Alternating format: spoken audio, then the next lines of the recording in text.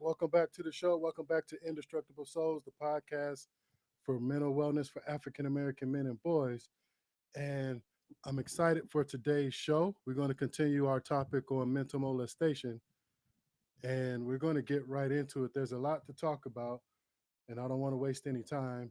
I think this is a very important topic, and it's been a very important topic. And so I want to make sure we get right into it. Um, I'm going to bring on my co-host, Mr. Jerome Washington. What's up? What's up? Hey, what's going on? What's going on? Hello, everybody. Let's do it. Let's get to it. How's it going on the East Coast? You know, it's going about as well as it can be. About as well as it can be. How's it out there with the fires and everything? It's hot. Yeah, y'all don't know hot. Come out here. We'll show you some heat.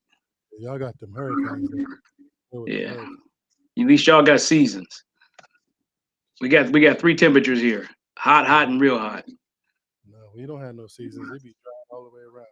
You know, California in a drought. But anyways, how's it going up for you right now? You know, it's going pretty good. It's going pretty good. I can't complain. So real quick, tell everybody about your practice real quick. My practice is actually weather diversified. We treat children, adolescents, adults as well. We go through individuals as well as couples counseling. We do group counseling for couples. We do group counseling for families. We do group counseling for males and females separately. We do women's issues as well as males issues. We do premarital, marital, and divorce counseling, trauma support groups. We do trauma-informed care and trauma rehab, as well as trauma counseling as well. So in addition, that's just a few of the things we do. Also, we do psychological evaluations for the regular population. We also do court-appointed and forensic psychological evaluations in addition to everything else. So just a few things. Absolutely. You guys can check JW Therapy Solution. And for me, don't forget, you can check me out at beauregardtherapy.com. And I'm also on Instagram, YouTube, and Twitter.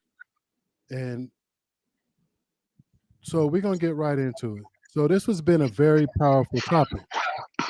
And since the last time we talked about this in part 1, I had an opportunity to talk to a few people. And this topic evoked a lot of conversation. And I learned some things about various family members that I didn't know.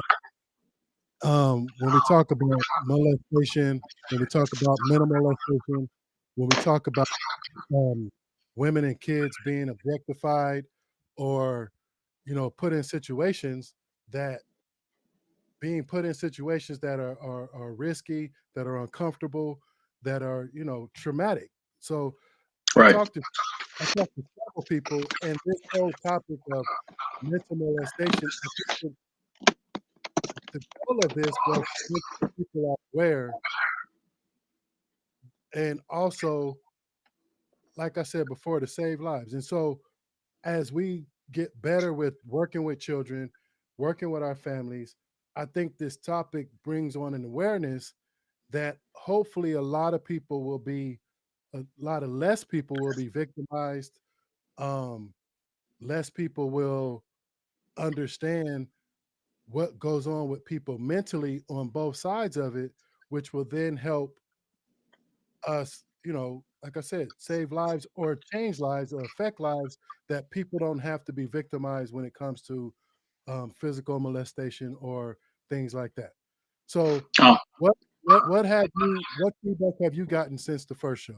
Because I've gotten a Uh, lot of feedback. the feedback I got was it was informative for people who didn't really understand the concept because it kind of got defined for them. But the more it got defined, the more they asked questions, and then the more questions they asked, the more they gravitated toward the topic, and they could kind of see it in their own lives and then see it in society. I think we did hit a heavy topic, and it just starts to splinter in different directions, and we could do a lot with it. But and I even had some people say that they saw it, like you said, with family, in their own family, but in their own lives, but they didn't see it that way. They didn't know that's what it was called. They didn't know that was the complete impact of it, but they felt it. Or they were some people were even kind of currently in it, and then just kind of felt like, wow, I didn't know that's what this was called. I just thought this was a part of life.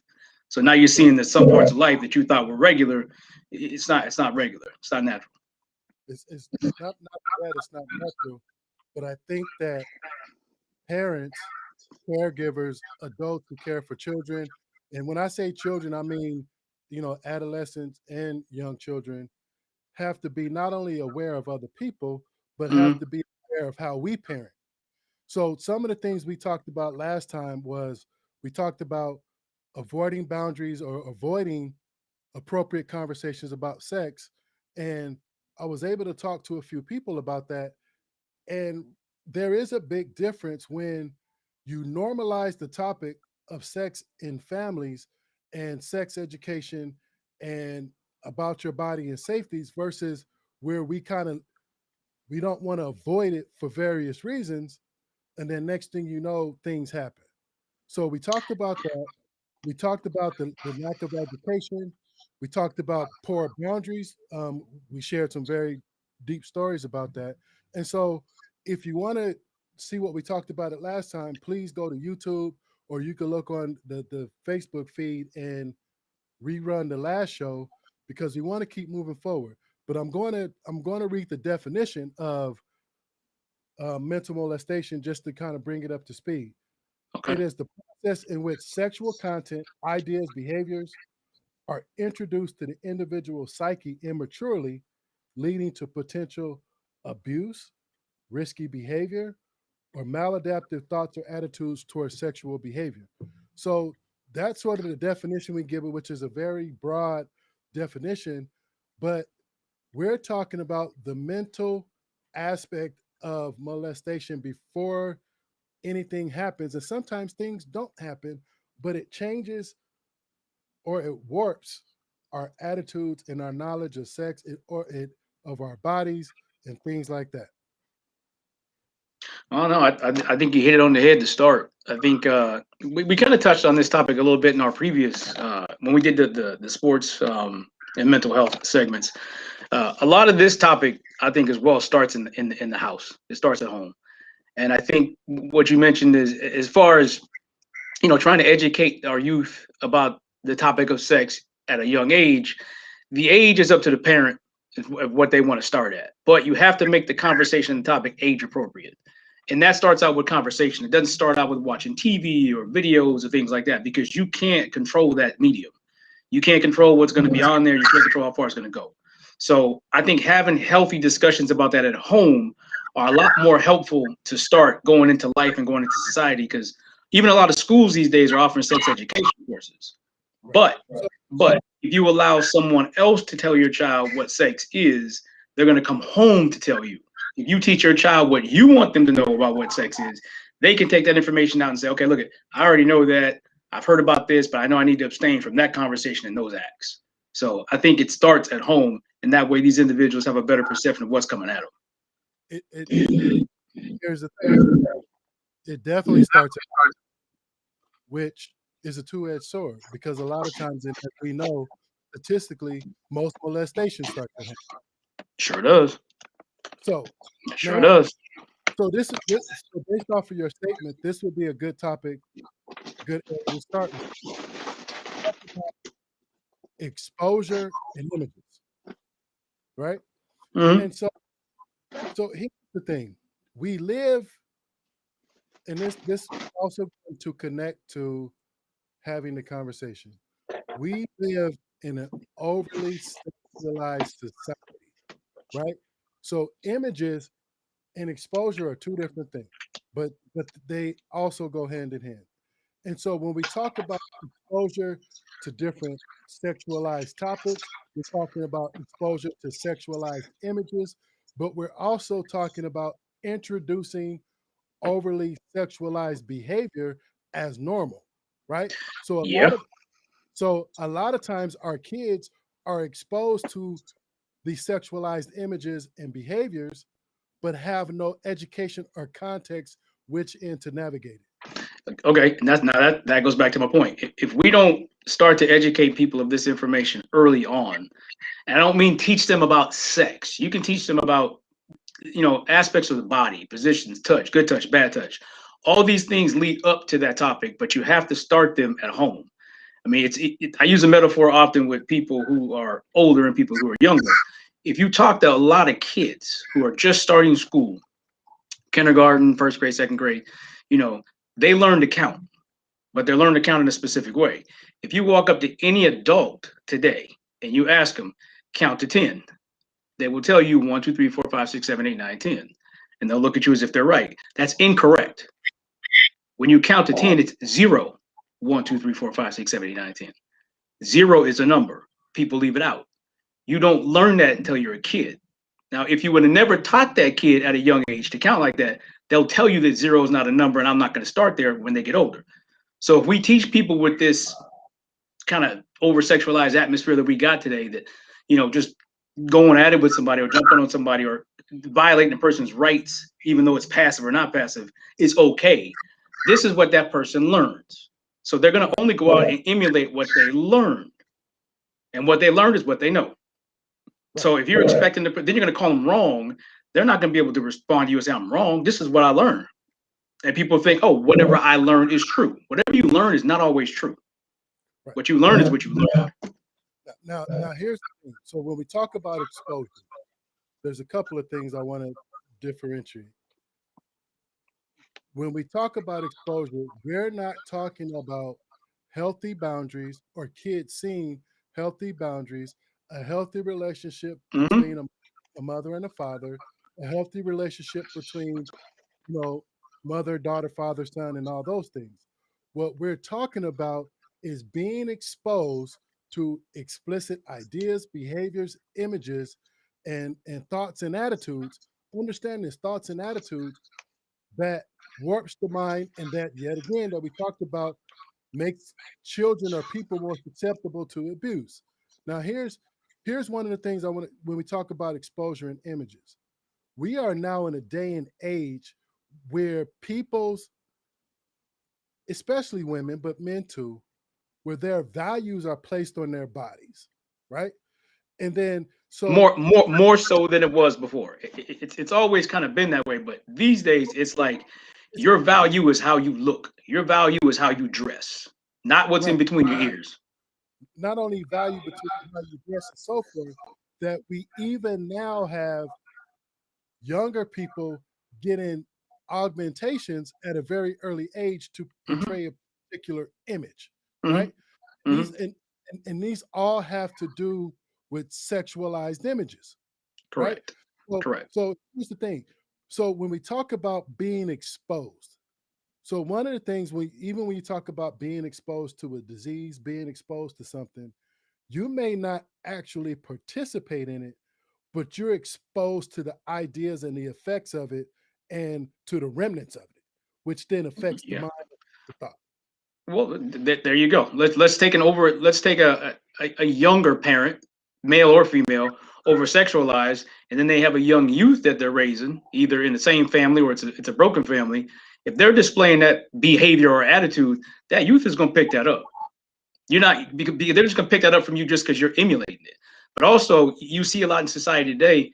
A lot of people they act a certain way, but when their kids do, it's like, yeah, go ahead, go ahead. It's like, no, don't go ahead, because you're teaching this kid this at the wrong point in time, in the wrong way, and the wrong thing. And understand something: if you got 3 parents doing that, and those 3 kids are friends, that's a social group now. Now this is a social behavior and a social mindset. I can't get out of this at school. I can't get out of this at home. Now this becomes my life. Right. That's not the appropriate way to teach people, and that's not the appropriate thing to teach people. And here's the thing. there are so many images around us that without context, without education, without discussion, and I'm talking anything from store ads, movies, Instagram, and so forth, that if parents aren't having appropriate conversations about this, then those images, we begin Oh, to believe that's what the world is like, that's what the correct. world is supposed to be. So And therefore, this is what I'm supposed to do in it. This is how I'm supposed to fit in. so because I don't fit those images, now my mind is warped. So therefore, I have to somehow Fit portray that in. or fit into a degree, right? So how images affect the psyche of a person, and it's very passive but very powerful, and that's why advertisers and whoever else spend so much money on images. Yeah, well, Everything. if you do a little, not even a lot, if you do a little research on marketing, there's passive and overtly aggressive marketing. Overtly aggressive marketing, that's not a major source of marketing. That's more like stuff of airlines and travel and things like that. The more passive stuff is the things that catch your eye. You want to sell a car, make a car commercial, but put somebody almost dressed in nothing in that car commercial, and anybody will catch that commercial. They'll catch it like that. You look a lot of these apps and things like that. Some of these apps today on these phones and social media, they don't even market the social media or the app. They're marketing bodies, images, like you said, appearance, and this gravitates towards people, but a lot more youth than it does adults. But it does hit adults, and when it hits these adults, they put on their apps. Then they bring it home, and their kids do it. And they do it, so they don't see anything wrong with their kids doing it because it's quote unquote socializing. Kids don't see anything wrong with it because the parent does it. Here comes the mental molestation. I've now made you aware of, okay to do, and approved of your mentality, which develops an attitude, which turns into behaviors. And if I don't check you on it, you're going to continue. And there's your start. Right. And parents and caregivers and so forth are supposed to be able to help realign that. So then that way, you know, we understand that these are images, but these images doesn't define who we are, so to speak. Right, Especially, right. especially as young people. Now, keep in mind, and we will move on from this topic. Kids learn by imitating. Kids learn by watching. So if they're seeing these images and seeing different things in our homes, that's how they learn they're supposed to be accepted into that circle. Mm-hmm. Mm-hmm. Because That, we we learn by seeing and mimicking. correct. First. That's your first level. The second level is you learn by practice and Right. you learn by modeling. So I'm going to test what I learned at home, or I'm going to test what I learned socially, and whatever feedback I get back with, I'm gonna decide to do it or I'm gonna decide not to do it. And then today, a lot of times in today's culture, a lot of that over sexualized or mental molestation behavior is approved. Right. It's approved. So, Therefore, I don't think I'm wrong. I'm like you said, I'm trying to fit in. right. Now here's where this gets tricky. So we're gonna take a hard, we'll take a Okay. hard. Okay. So I had a conversation about this topic with my mother, and All right. it was very enlightening. Of, you know, she also said that she she saw this happening, and she remembers all of these mental mind games happening, but didn't have a name for it. Okay. But at the end of the conversation, me, her, and my sister had a really great conversation, and it just kept going and going and going. But because my mom because of the preview of this show, my mom said, "Well, what does religion have to do with it?" Oh, a lot. All the way back to the beginning of time. A lot. So we can get so into it. Go ahead. so I might get fired for this one, but I'm gonna speak on religion from my upbringing, from my perspective, right? Okay. Because I'm not an expert in other people's religion. So I'm gonna talk about our religion. So Okay. she asked, what does religion have to do with it? Now, I said in the first show, God made us, obviously, we're sexual beings, right? But then the Bible and religion says, you know, there's some parameters around sex, but there's not a lot of parameters, you know, sex and marriage, but there's not a lot of parameters around sexuality. There's not a lot of parameters around sexual urges, sexual behavior, in the sense that because we are sexual beings, when this stuff starts taking place, because it is a natural progression, especially because of puberty and all this other stuff, my Right. argument is that religion has stepped in my opinion, in a lot of cases, hypocritically, has stepped in, and we put these parameters on it that sex, sexuality, the topic of it is becomes taboo, and we can't talk about it. So therefore, everything we talked up to this point makes it even difficult to talk about. It makes it even difficult to even admit that you have those feelings. Now, here's an example. Here's an example. I had a client. I had a client who was raised in, I don't even know the religion. I didn't even ask the religion. But his sexual behavior, his sexual, if you want to call it deviant behavior, was all based off of his personal, interpersonal conflict, his interpersonal urges versus what his religion was telling him. So therefore, now follow me on this. On one So hand, he's fighting within himself, dual. So now, right. So here's the thing. On one hand, I want a girlfriend. I want to be with my girlfriend. I have these urges. I want to have sex. I want to do all of these things. But then on the other hand, I'm how did he put it? Basically, I'm impure because of the thoughts. My actions and the things, basically, I'm already doomed and damned. So therefore, because of this, there was an internal conflict. I have these urges. I can't talk to anybody about it, but religion saying this is how things have to be. And then so right. when I go to the elders, so to speak, to go talk about this topic, I'm being damned and condemned for having these feelings and these thoughts.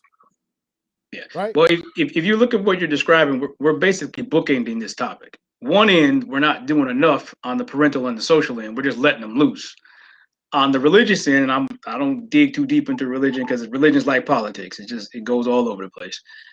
When you get on the religious end, it's portrayed as the sex exists, but you have to wait until you're married to do it, and you're impure, you're wrong, and you're sinning if you have those thoughts. Everybody has what we call normalized thoughts and intrusive thoughts. Intrusive thoughts are thoughts that come into your mind without you wanting them to or having to. It just jumps into your mind. We are, as you said, sexual beings. As far as that the Bible's written, I'm not going to get too into that, like I said, but even back in those times, if you wrote about it, it existed. If you look at some of the books of people written in the Bible, they talk about it themselves. There's quotes about people talking about it themselves. So this particular client, this person you're talking about, he's fighting with himself, saying, "I have this. I feel it. I know it. I think it. I can't talk to anybody, and I'm damned. But what am I supposed to do with it?" Well, you have to show this person that this is a normalized thought process. This is a normalized behavior. Put it into context for them, and don't shame them or damn them for it. And then you can have a conversation with them. But here's the problem. And this is why I added religion to the topic. Is because I'm not talking what's in the Bible. I'm not talking about its interpretation. I'm talking about man-made religion, Oh in yeah, my right. opinion, that uses restraints to control people. But when Yes. we connect to this topic, I know for me, growing up, it was a topic that we couldn't even discuss. And if we dare to talk about it, if we dare to acknowledge these urges, what happens when something becomes taboo, or you being told that you're impure, or you being told that you're this and you're that from a religious standpoint? What then Well, happens? We you're basically ostracized. not only ostracize, it creates a natural conflict, because guess what? I'm having these thoughts, I'm having these urges, I'm having these ideas, but the place that's teaching me that the parameters of, no sex before marriage and all of these things, I'm seeing this conflict. I'm Hmm. feeling conflict, but I can't even go to the people that's supposed to be guiding me without them thinking that something's wrong with me, and then I'm gonna keep using the term impure, but those ain't the terms that were Yeah. used when I was growing up. Right. Right. Right. You Well, see what I'm saying? no, I see exactly what you're saying, but that individual there has only that person would have, or he or she rather, because there's a lot of females like that too. So let's not. I want everybody to know this is not only male based. I mean, No, and we can branch out into the female male part in just a little bit, but that individual has only two options to fall back on, basically, fall back into the social realm, the worldly part, if you want to put it that way, or just keep this in. But if right. that person keeps in, they're going to have an internal struggle, and at some point, they're going to have to talk with somebody about it, or they're going to act it out. So here's the thing. Here's what's the constant battle. I'm just going to use this as an example. Was you talked about normalizing the behavior Correct. and so forth, but when I'm trying to live according to the Bible, right? But I'm being told these thoughts make me impure, which makes my heart impure. But then I'm having these urges. It creates a natural conflict, and it created a conflict for this person to the degree that now he began to engage in more deviant behavior. Well, like I said, he's going to need somewhere to go. That's he's having that person's having an internal struggle as it is. He needs So here, somewhere to go. If he doesn't have somewhere to go, he's either going to keep it to himself, or he's going to fall back to what he's around and what he understands and what he knows. now follow me on this. This is why I put this in here. My opinion, because we are a Christian society, if I'm saying not only to our parents, not only say maybe to a school, say a school nurse or your own doctor, if we expect people to live by a certain standard that's based in religion, then the church or the religion is the place that people should be able to go. Because here's the thing, and this is the part that people don't understand. Sex is spiritual.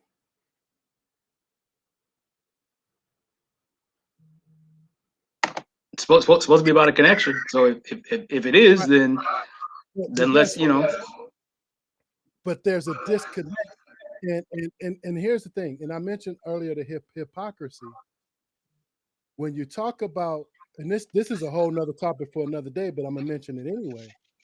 So for people growing up, when we talk about religion and the rules, and if not based off of biblical principles and all this stuff when it comes to sexuality and sex and so forth, but then I see the hypocrisy. That's another blow to the mind. well, if you want to take our topic, mental molestation, one step further, let's make it proactive and retroactive. Proactive means somebody's trying to manipulate someone's mind or psyche or mental mores in a certain direction. You can also mentally manipulate someone by telling them one thing but then doing something else. So if you look at, and I don't want to belabor this aspect of religion, but if you look at some of these religious sects, you know, don't do this, don't do that. Little do you know, you're hearing about this person being molested. Right. Little do you know, you hear about this person spending time with this particular person of the parish or what have you. So there's a dynamic of this whole mental molestation that takes place on so many different levels that we can go on with this, and hopefully we'll go on with this topic for a long time. And Um, here's the thing: when you mention that, like I said, I wasn't going to talk about any particular religion, but when you and people probably obviously know where I'm going. When you see the different issues in the Catholic Church and things like that, understand that is a clear connection of how religion, when it's I'm gonna say it like this: when it's not biblical, when it's not taking into account people's sexual urges and really educating, that's a perfect example of how religion connects to sexual deviant behavior. Okay. So while let's do this. Let's take this a step further. Let's look at it this way. How can we better educate individuals across the across the board on the topic, on the aspect of mental molestation, but to how to be better aware of it and giving them examples of pros and cons. This is something you want to look for. This is something you want to do. This is something you want to look for. This is something you don't want to do. Okay. So And that way, some of these listeners can understand this is what the definition of which we defined already, but this is what it looks like, and this is what it could look like, and here are the ramifications. and I think that your question is great, but it's probably either at the end of this part or maybe part 3. Right. True enough. We're still trying to bring awareness, and absolutely we're going to educate people on what to do, how to recognize it, and so forth. And so, but your point is taken, and your point is great. And not ever do I want to leave people with just the problem without coming with solutions and guides to fix it. But they're gonna have to wait for part 3 for that. Okay, so they'll be back. Hopefully they'll tune in. But you know what? One thing I'm listening, I'm hearing in your dialogue, I'm hearing something that mental molestation definitely touches on, but people may not see, but they've seen it the whole time in life anyway. And all of us have grown up. The dichotomy of certain instances being applied to males versus other instances being applied to females. Okay, talk like we briefly touched on before. You know, when it comes to sexualizing or teaching males, they're supposed to have a girlfriend at a young age, or if they're young and girls like them, they dress a certain way and appear themselves a certain way, and it's good for them to have girlfriends at young ages or girls to chase them. But if there's a young lady and her mom's dating people and she's sexualized at 13, 14, 12, maybe even, and she's wearing lipstick and makeup, got her nails done and everything, and boys talking to her and she's talking back to the boys, now it's a problem. Mm-hmm. Now it's a problem. So he's got ideas and urges and norms he learned at home. She's got ideas and urges and norms that she learned at home. Why does it make it wrong for her to be able to deal with people and have relationships than it does for a male? I think it in a nutshell, it has to do, when we talk about gender biases and gender differences, Yes. is that boys are, you know, it's a badge of honor to not only have a bunch of women, but to have sex as soon as possible.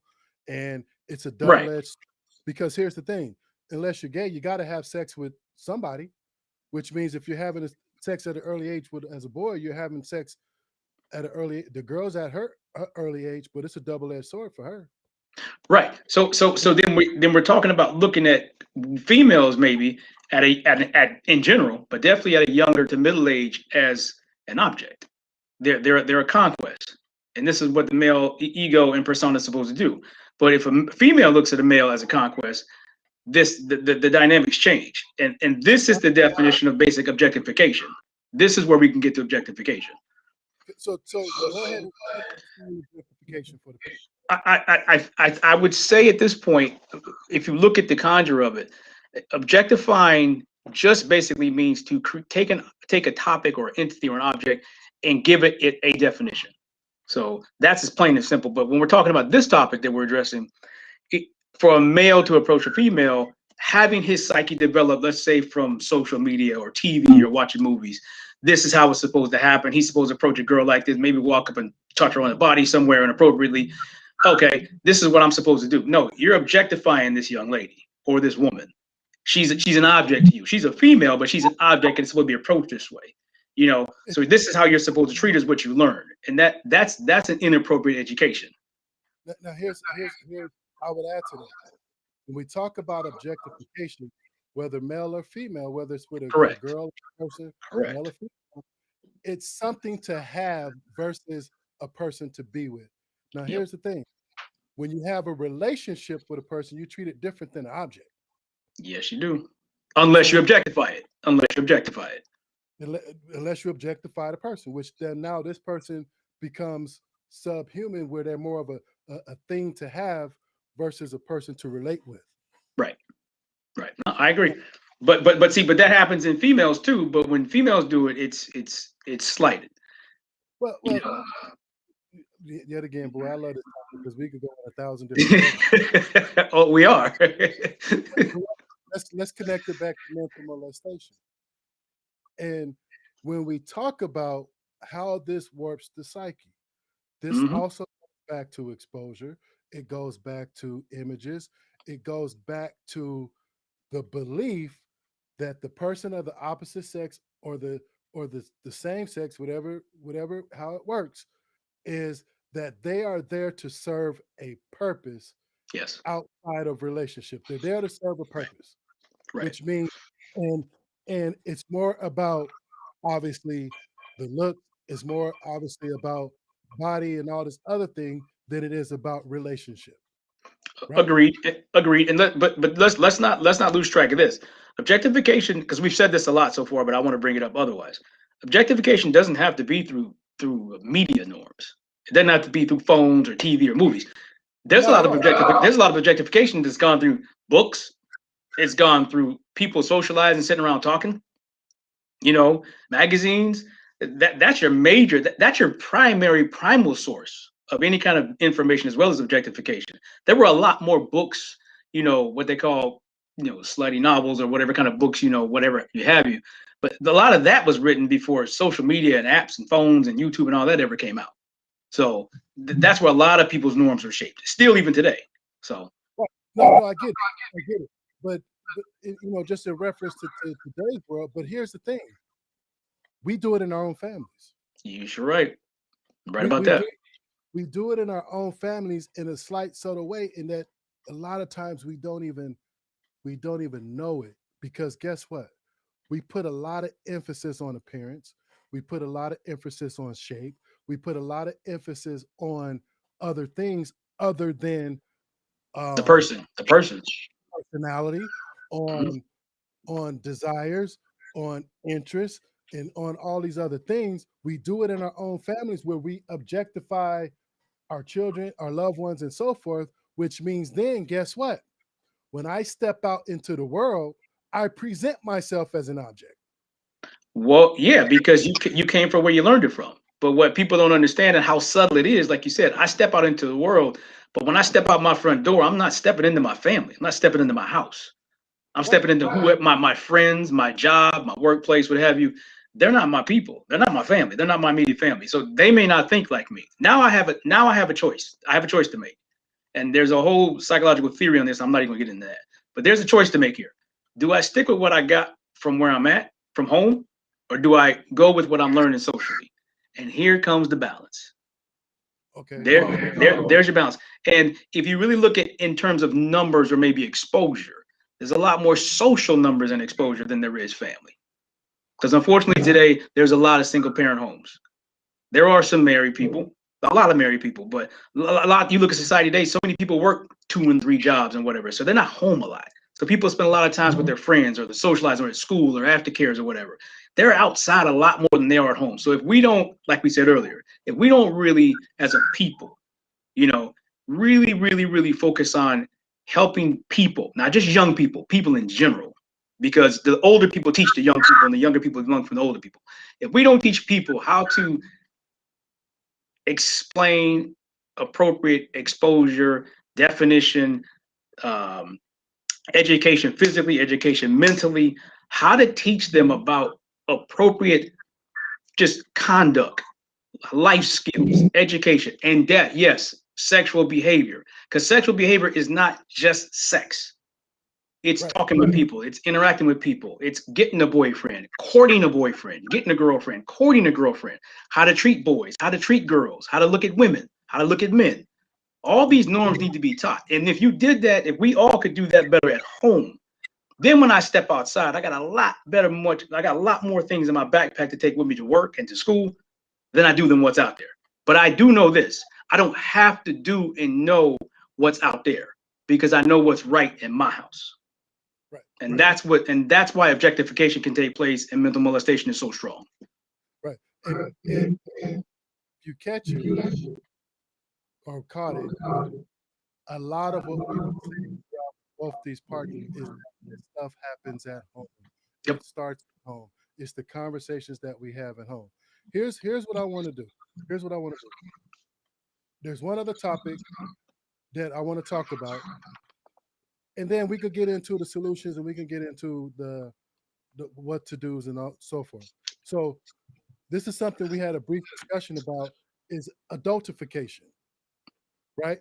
Now, I don't want to confuse this with parentification, which, and I want you to help me out and explain the difference between and how, and we'll talk about how adultification is a part of mental molestation, but explain to us the difference between adultification and parentification so people can have a good Well, understanding of it. okay, a watered down basic definition. Parentification is basically teaching a youth or a young person, putting them in positions, putting them in situations, and leaving them there to be a parent or do parent type behaviors and activities and norms. But they're doing parent activities, ways, and norms as a youth. So they're going to do it incorrect, but they're doing age inappropriate things. So they're going to mess this up, but you are laying foundation. You are pouring cement here on a youth to be an adult. They're not going to do it correct, but they're going to think they are. And a lot of times, Adultification. Sorry. hold on. For parentification, a lot of times this happens in single parent homes, or Yes. this happens when, say, you got a parent that's an addict or something like that, where you got an older kid having to take care of a younger kid, and Right. they become parentified, so Right. therefore they their behaviors become maladaptive because they can't be children, and they get in a lot of situations because on one hand they're seen as a child, but in a lot of ways they become a parent. No, you're exactly right. It's kind of like a race. You know, you and I gonna run a 100-yard dash. I get to run all the way 80 yards, and then when I get to 80, you get to start at 20. Well, I'm learning at 10 years old how to be an adult. When I get to be an adult, I'm gonna take off from the 10-yard line. Right. I'm still 10, 12 years. I'm young, but I'm 18 acting like that. So I don't have the mentality to go out and catch things and see things the right way. I'm gonna do it the way you quote unquote showed me, and then the way I did it. We don't know if I did it right or wrong, and most of the time, often they didn't. Now, when you come into adultification, now you're making a person an adult, similar to parentification, but not a parent, an adult. So I'm functioning on the level of how I speak to people. I'm functioning on the level of I work. I'm 16 years old. I deserve $30,000 a year. I don't even have a degree. Okay, I can barely ride a bike straight, but I need to make all this money. I can stay out as long as I want to. Talking back? How come I can't? How come I can't do this? I can't do that. You don't want to do these kinds of things because their minds are not developed to handle that appropriately. Don't get me wrong now. Their minds can handle, but they can't handle it appropriately. You know what I mean? Right. You give a fork to a 2-year-old, they can use the fork. They can't use it appropriately. Right. So here's the thing. I want to add this to adultification, and we're going to take the road of how it's a part of mental molestation. Here's what I see a lot, and it happens a lot with single parents, whether it's a single mom, single dad. So either way, but it happens even in two parent households. But follow me on this. This gets very tricky. Culturally, Black people honor or value independence, right? Hmm. So some cultures they don't want their kids to grow up, and in fact, they could probably stay within the home till Right. they're 30 or married or whatever. Hmm. For us, now I really want y'all to follow this train. For us, meaning Black people, we honor independence. So therefore, we push kids a lot faster to be older at a very early age because we honor independence and we want kids to hurry up and grow up. That's just fact. Good Now, point. Good point. Good. Now, let me add a little nook and cranny in there real quick. There's two ways to push them. You push them literally, and the other thing is you passively push them, which means you do nothing. You let them grow up on their own. You let them. right, You let them leave. You leave them there to find their own way. They're gonna grow up a lot faster than you wanted them to. right. Now here's the mind you, this train is going from multiplication to mental molestation. So now what happens is because we honor this this independence, and we want kids to do things um, that are not age appropriate or beyond their maturity level and things like that. Amar already said a lot of times when they become adultified, they're doing things incorrectly, which things now when we add in the sexual part of it and add in other things, because I am being trained at a level higher than what my emotional and mental stability is or state is. Now we get into trouble. But here's Correct. also we talk about the adultification is I see a lot of people, and I'm gonna say people is putting kids or making kids more equal to adults, right? Oftentimes I see it happen a lot with boys in the sense that we are trying to teach boys, and I agree we should teach boys to become men and all this other stuff, but we're putting them at a level, and we're putting that at a level of responsibility that they're not ready for, right? Or have enough knowledge to do. Or enough knowledge to do. Then we're putting girls in that same spot, but we're making them more vulnerable To to predators. predators. We're making them more vulnerable to early pregnancies and so forth and so on because of this adultification. So now, if you're treating me like an adult, but I'm not emotionally and mentally ready, if you're by your actions and the things that you're having me engage upon is saying that I'm an adult, then sex is next, right? And this isn't about, here's the thing, this isn't about anti-sex and all that other stuff. People are going to do what they're going to do. This is about warping the mind, Appropriately educating. Just appropriately educating. properly educating. And this is about, here's the thing, when you think about a person's mental state, their mind state, how they see the world, how they navigate the world through thought and all these other things, we as parents have our kids' minds and brains in our hands like a ball of clay, right? Hmm. And the things that we do to it is basically going to determine or affect what Its happens shape. lifetime. It's gonna form a shape. Right. It's So gonna form a shape. and see, and when we talk about parentification, but also here's another aspect of it, which is like I said before, I love this topic because we could take it so many But we are. is if I start not only parentifying, but if I start adultifying kids, especially if they're susceptible to predators within their own house, that makes them a target for molestation. I'm with you 100%. Now With here's you 100%. so They don't have a guard up against it. right. They don't know they're being viewed. They don't know how to react if they were viewed or approached.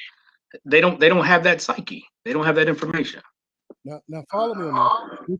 This is going to segue right to how to pay attention to how to whatever. So for those of you who are dealing with young girls and young boys who are not only parentified and adultified at an early age, I would watch extra carefully because they're very, very vulnerable. I agree. And, and how do you see that? Doing and saying things or behaviors that are not age appropriate, but not just, sometimes kids get out of pocket, but I'm talking it has become a part of their personality, a part of their demeanor, which So tells you when that something, this isn't just something that's happened by happenstance. This is a part of what's going on in their life.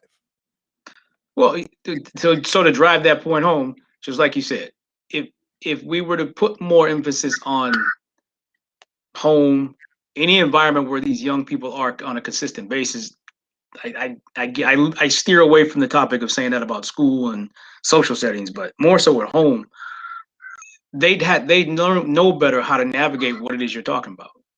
Right. But that's teaching them. But you teach them two ways. You teach them interpersonally, but like you said earlier, which is a great point, you teach them by modeling. So how you conduct yourself in front of them, talk about them, talk around them, who you bring around them, what you watching your house, kind of music you play, your kids are going to soak this up.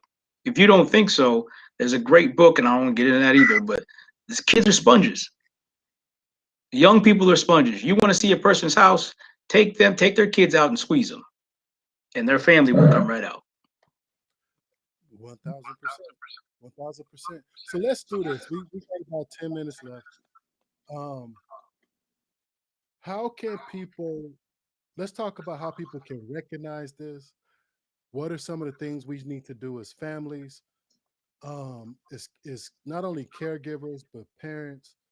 What are some of the avenues that we could be aware of these things are going on, even in our own home and so forth? We're, we kind of talked about it the first time. Here's here's where I want to start, because we talk about things have to be age appropriate, and this isn't just about sex. So the thing is, I believe for younger kids, we have to start talking about teaching them about their bodies, teaching them about safety, teaching them about appropriate touch, showing them Socializing. Don't, yeah, let's not take it. Let's not make it just sexual, like you said. Socialize. Teach them social norms, social right, social wrong.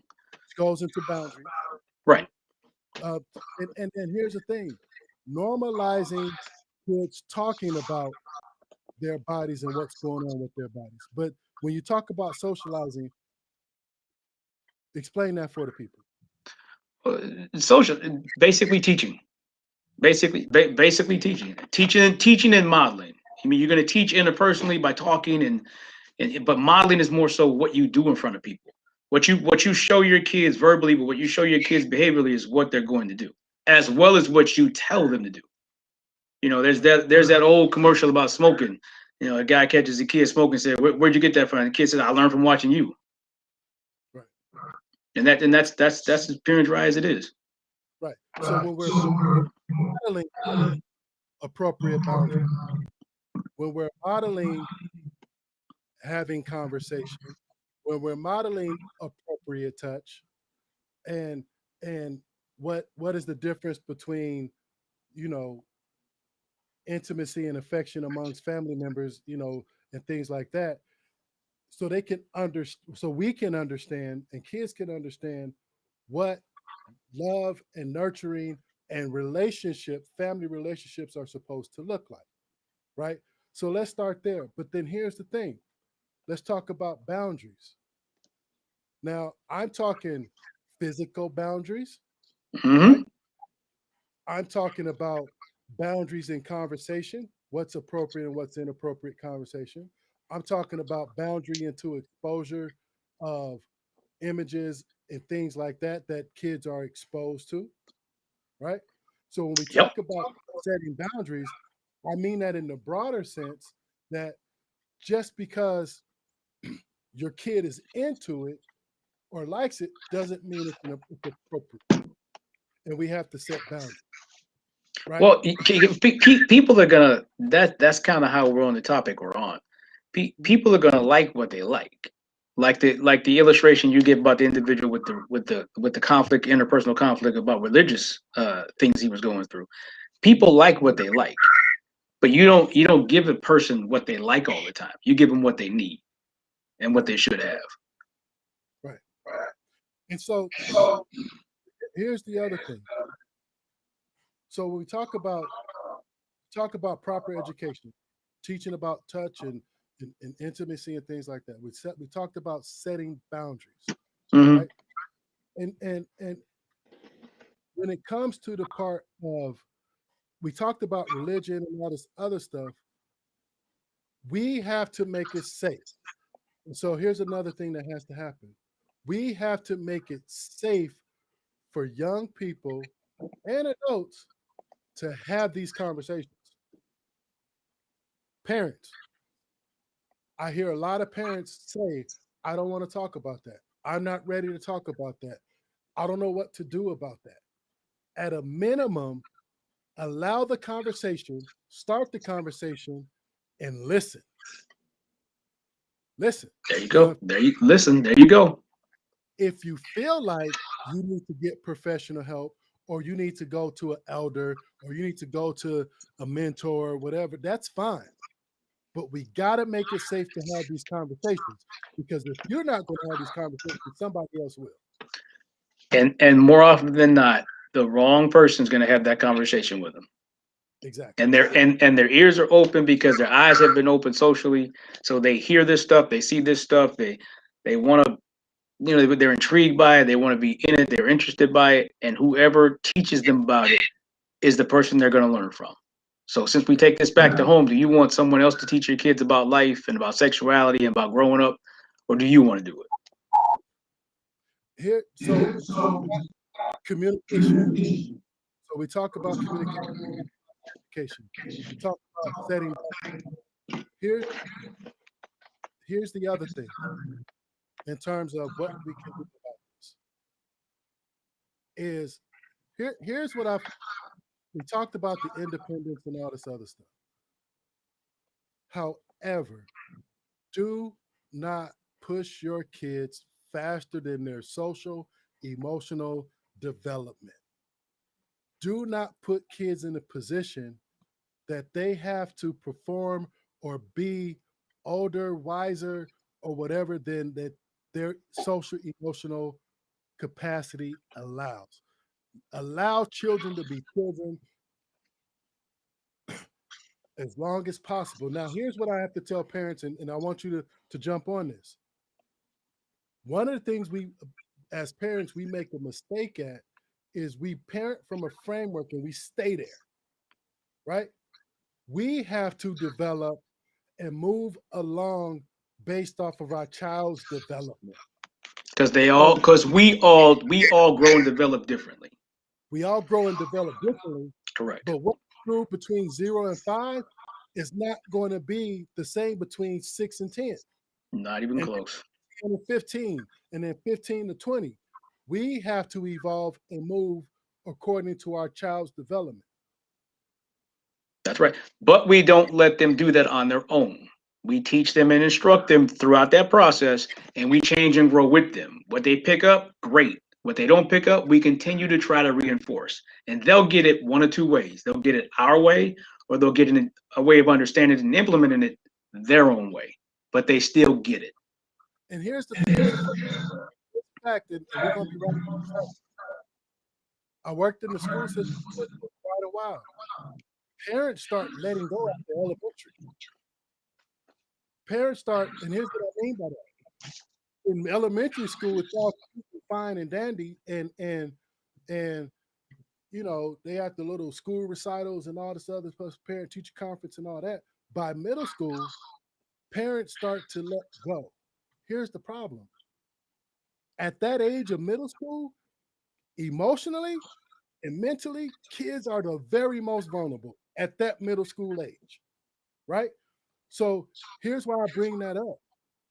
And a lot of times, parents at a middle school and high school, they only get engaged as if their kids are, we talked about this before, if they're playing sports or something like that, or when they get in trouble, or when they Mhm, begin to act out, when they begin mhm, to act. So mhm. what I'm suggesting is we talked about all those stages of development, which means we have to keep the lines of communication open. We have to evolve as our kids evolve to meet their needs where they're at. But here's the thing, our jobs isn't over by the time they get to middle school and high school. We still got a lot of work to do. Well, as I've heard a lot, a parent's job is never over. It just changes. But I believe that. But You're here's the thing. you're always a parent. You just got to relate to them differently. But guess what? As kids get older, guess what conversations we got to have? But you know what? If you teach them and develop them at a young age, and like you said, and grow with them and change with them, that conversation is not going to be that easy down the road.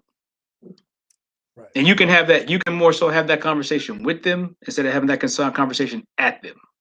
right. And here's the thing. Understand kids and people are going to make mistakes. Hmm. However, with a good framework and with a good foundation, it won't, not only will it not be severe, but they'll figure it out and get back on track. if they start with a good foundation. Yeah, sure, they're going to make mistakes. We Mm-hmm. all do. Mm-hmm. And so, yeah, I want to begin to wrap up this topic of mental molestation, and I hope that this really got you to thinking. The problem does, when we talk about molestation in general, the problem generally does not start the first time somebody gets touched, right? Or violated or things like that. However, I also this isn't just about touch. This is about It's develop mental. It's this is mental. developing people strong mentally, so that way when we talk about being well-rounded person, people who are sure of themselves, people who aren't insecure about body image and if they're acceptable and all of these things, it starts here. That's right. So any final words on this topic, sir? No, my final words are we need to have more segments, obviously, on this topic because it's just broad. Every time we talk about it, it stays with its core, but it takes off in another segment. So I hope everybody stays tuned and stays with us. And please chime in. Please send comments. Please put stuff in the chat. Send it to your friends. Send it to your family. Have people watch it. Play it back yourself and take a listen to see what you missed. If you missed anything, see if you want to fine tune something we might have talked about. But we need to continue this topic and to continue going on this on the tangents because all of this comes back to the same topic that we keep building off of, which is mental molestation. So the better we can continue to educate people about it, the more prepared they'll be.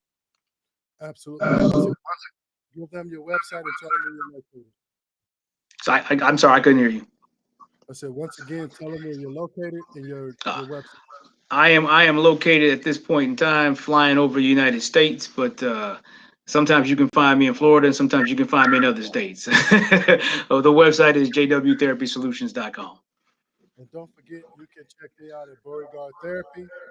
The website is live and active. You can check me out on YouTube, Facebook, Instagram.